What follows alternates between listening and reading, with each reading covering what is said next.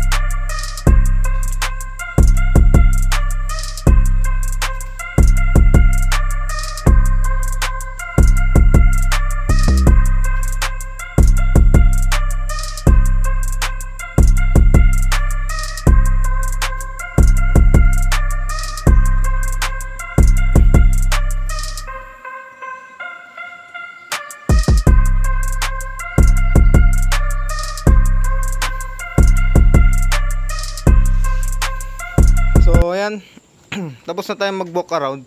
So itong Rebel na to, mayroon na siyang mga nakalagay dito. May mga dinagdag ako sa mga setup niya. So nakalagay na dito ito, parang windshield niya to.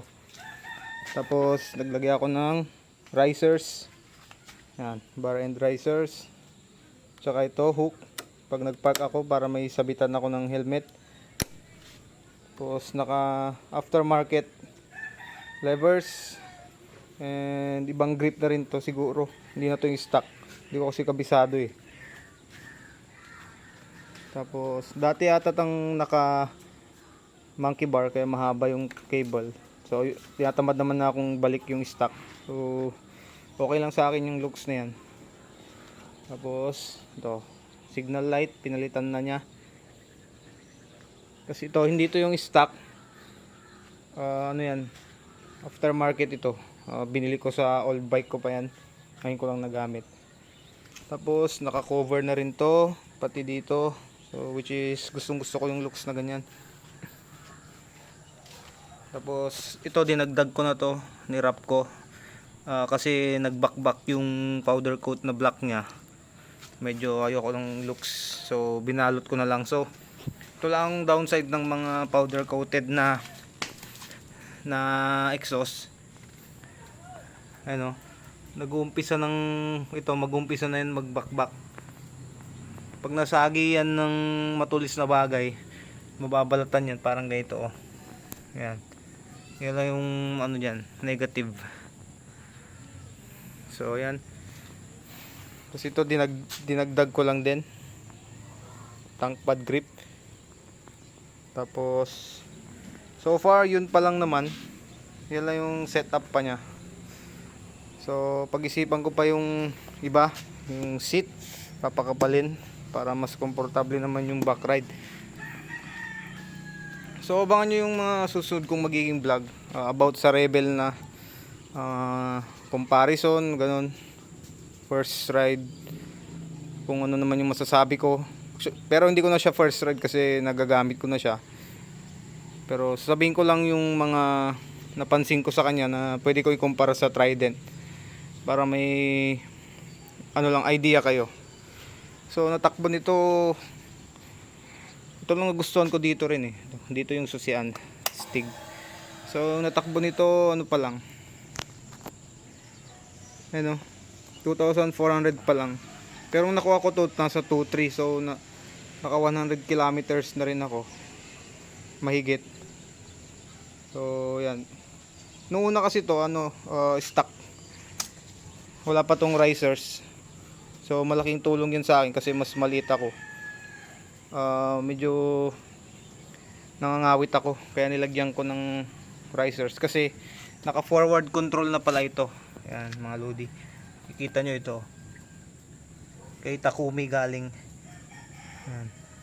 Ayan. Kaya medyo nakaangat na, nakaganon siya, hindi na siya yung stock na parang normal lang na yung standard na position ng pagmumotor. Ayan o, naka forward control na pala itong mga loads. Ayan, dyan lang ako na nibago rin. So ito nilagay ko rin pala to para mas magandang tapakan. Tsaka ito, fender extender, front fender extension pala tawag yan, para hindi na dumami yung putik to. Ito yung mga sinalo na putik nung galing pa sa kanya. Ayan. Susunod na car wash ko or bike wash, lilinisan ko na rin yan. Sa ngayon dinetailing ko na to pero kulang pa, susunod pa.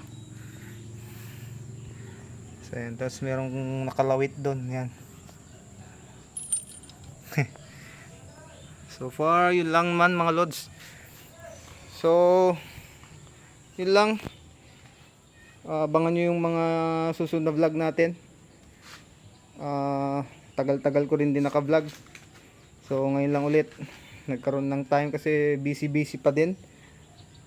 Ang daming inaasikaso, ganun. Busy din sa trabaho, tapos nagkasakit pa ako kaya naudlot-udlot yung pag-vlog natin. So ayan. So yun. Thank you sa panonood mga lods. So abangan yung mga vlog ko about kay Rebel. Actually gustong gusto ko siya. Dahil mababa yung seat height, number 1 yun. Yun ang pinaka nagustuhan ko dyan. Dahil maliit tayo, talagang bagay ito sa mga maliliit na rider.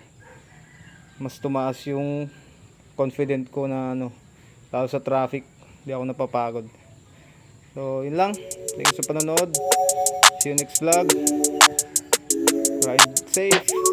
Peace.